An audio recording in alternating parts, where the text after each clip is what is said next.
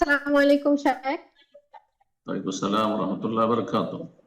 জি, জি, আমি ঢাকা থেকে বলছি। আমার প্রশ্ন বলেন। হলো, এই ইউটিউব চ্যানেলেই একটা ভিডিও প্রকাশ করা হয়েছিল যেখানে শায়েখ আবু বকর জাকারিয়া বলেছেন, আমরা আল্লাহকে সেজদা দেই বলা শিরকি কথা। কেউ যদি এই কথা বলে তার মধ্যে আর একজন হিন্দুর মধ্যে কোনো পার্থক্য থাকে না।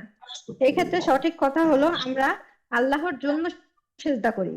প্রশ্ন হলো, আমরা যদি বলি আল্লাহকে সেজদা করি তাহলে কি আসলেই শিরক হবে? বিসমিল্লাহির রহমানির রহিম, আলহামদুলিল্লাহি রাব্বিল আলামিন, ওয়াসসালাতু ওয়াসসালামু আলা রাসূলিল কারীম ওয়া আলা আলিহি ওয়া সাহবিহি আজমাইন, ওয়া বা'দ। নবী সাল্লাল্লাহু আলাইহি ওয়াসাল্লাম বলেছেন, ইন্নামাল আমালু বিন্নিয়াত। মানুষের কাজকর্ম, কথাবার্তা নিয়তের উপর নির্ভরশীল।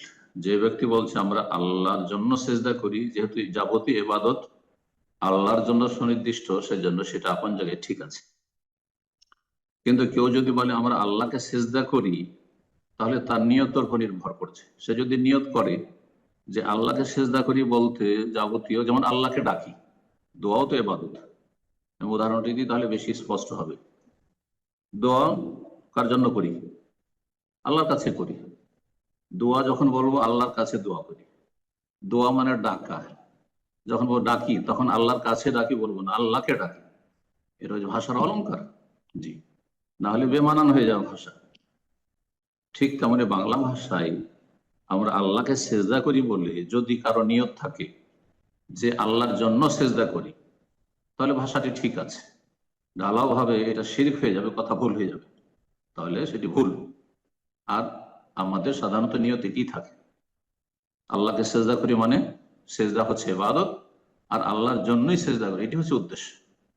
আমাদের নিয়ত কখনো এটা থাকে না যে আল্লাহকে সেজদা করি মানে আল্লাহ সামনে, হ্যাঁ, সর্বত্র বিরাজমান, আর তাকে সেজদা করছি, আল্লাহর কুদরতি পায়ে সেজদা করছি। এইরকম কথা আমাদের আকীদায় থাকে না, যারা সহিহ আকীদায় বিশ্বাসী। কিন্তু পক্ষান্তরে বেদাতি যারা বলে আল্লাহ সর্বত্র বিরাজমান, তারা যদি বলে আমরা আল্লাহকে সেজদা করছি, আর সে যদি নিয়ত করে যে আমি আল্লাহর পায়ে সেজদা করছি, কুদরতি পায়ে, বা আল্লাহ আমার সামনে, হ্যাঁ, আর সত্তাগত ভাবে তিনি আরশের না, তিনি সর্বত্র বিরাজমান, তখন সেটি মুশরিকদের কথা হবে, তখন সেটি কুফরি কথা হবে। আশা করি বোঝা গেছে। সুতরাং ঢালাও ভাবে এই কথা বলে দেওয়া যে আল্লাহকে সেজদা করে বলা যাবে না, এটি ভুল কথা আসলে। আল্লাহ বুঝার তৌফিক দান করে। বারাকাল্লাহ ফিক।